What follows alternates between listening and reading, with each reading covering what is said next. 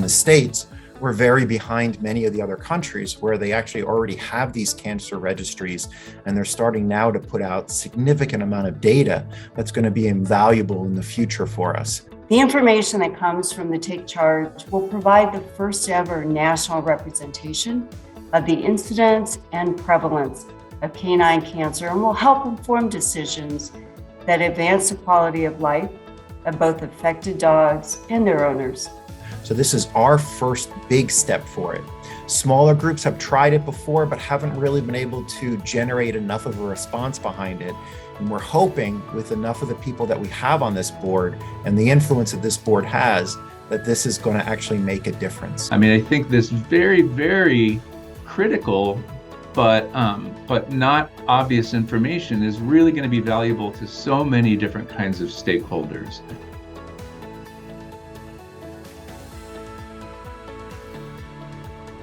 It's really important for registries like this to have some kind of institutional memory as far as where has veterinary oncology been and where are we currently, and potentially where could we move forward. And so anything that I can do really to advance the science, the diagnostics, and the therapeutics for veterinary oncology and treating our companion animals with cancer, I certainly want to be a part of. I wanted to be a part of this organization because I could tell they were serious. You know, I've heard people talk about different registries over the past and wanting to do one in the States, but I've just never really seen the momentum get going. And with this group, I could tell they were moving forward. They're going to do this.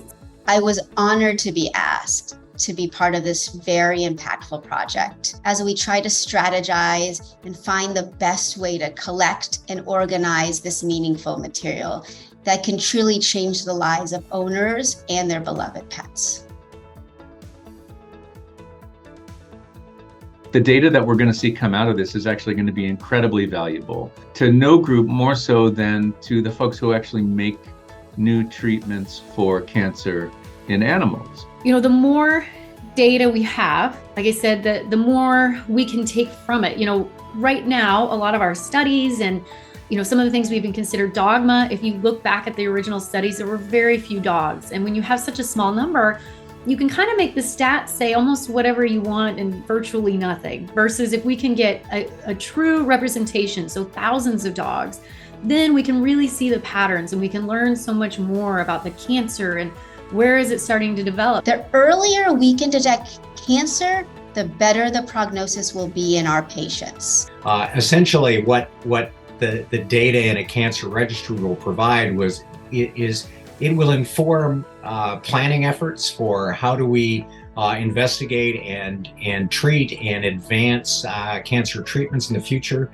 It will help us allocate resources to regions that need it, to diagnostic types of cancer. It will help from a sentinel standpoint, that as cancer rates rise for a certain type of cancer, that may help us allocate funds better. Also serve as, in some ways, the canary in the coal mine, where if we're seeing incidence rates rise in our companion species because of their lifespan, that can serve to inform us as to maybe there's something we need to look at here from an epidemiological standpoint, because it may spill over into physician-based oncology and cancer in people as well. As the registry can provide more information on the breeds and ages of dogs that are developing specific cancers, this may guide owners as to which breeds they can purchase or own. It also may play a really big role in the importance of preventative care medicine for certain high-risk breeds. This is going to really provide critical data that's going to help us as researchers and the industry make decisions about what tumor types to study more thoroughly, what tumor types to develop more treatments for more thoroughly, based on this, again, wealth of information, this treasure trove of data that's really going to help us much better understand the frequency that these tumors are being seen. The best way to protect our dogs from cancer is by knowing its impact on breed, type, age, gender, and location.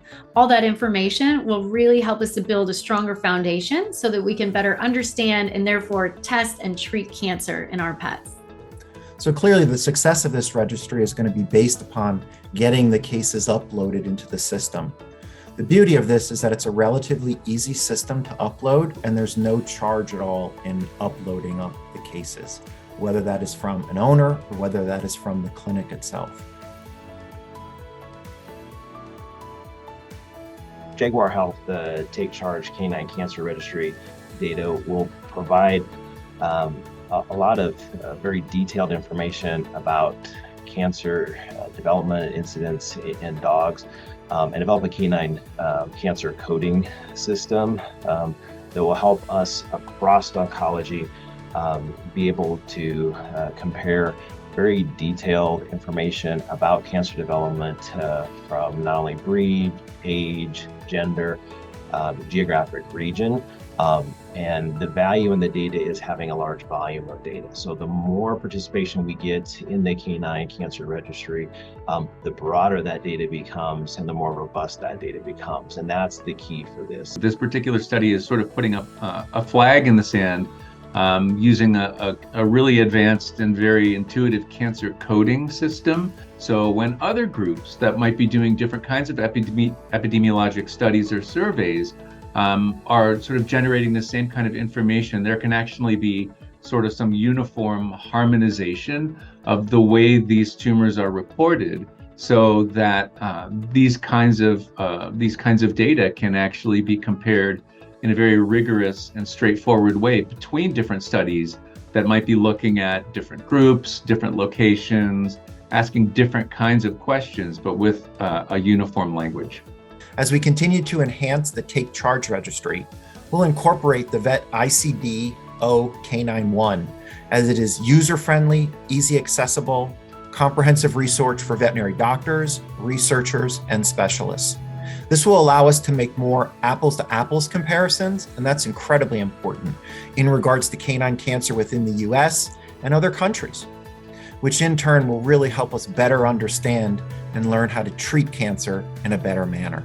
So thank you all for that, and we're looking forward to moving this forward.